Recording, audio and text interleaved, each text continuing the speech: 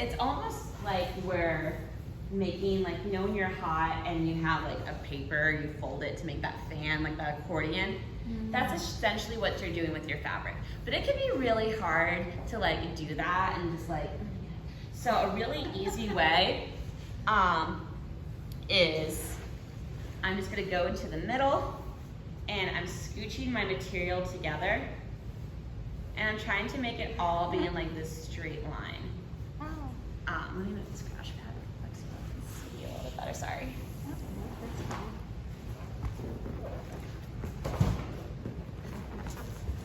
So, And you're aiming so that they come in even. It all brings Yes. it to the middle.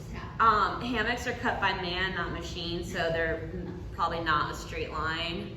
If you feel like this one has like jagged edges, like if you got a hammock I cut for you, it's definitely not a straight line. But you're trying to like line it up, like so I'm like kind of zhuzhing and I'm pulling down. So I'm zhuzhing and I'm pulling down. Zhuzhing, pulling down. So it's all coming What's into. the pulling down part? Like into the. Yeah, it's just like it's bringing it to that like straight line. I'm not really like if it's like, see how here it's like up, so I'm just like pulling it down a little bit so it's in that line. Okay.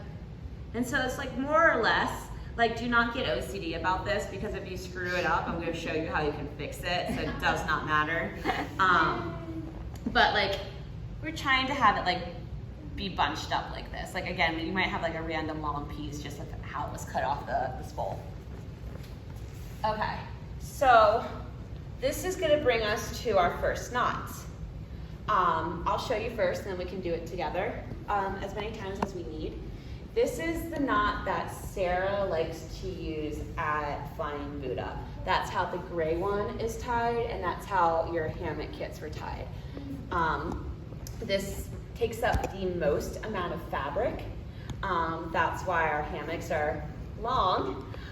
The reason that Sarah likes this knot for her studio is because there's only one way to really screw it up.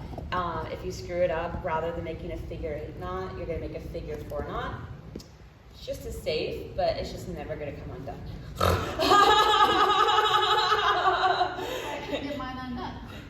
And I'll show you a trick too, how to get yours undone.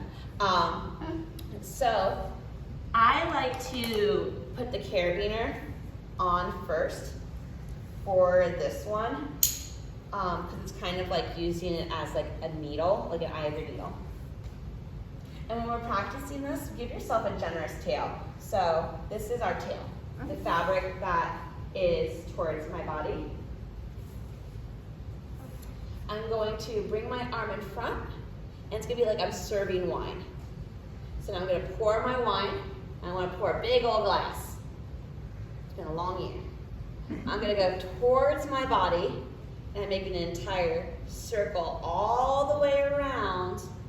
I'm reaching now, and I'm pulling my carabiner through that loop. I know it's a figure 8, not because it has this triangle. If it was a figure 4, it would just be 2.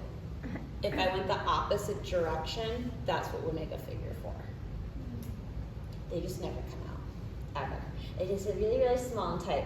What's nice about this is over time, I think of like breaking bread.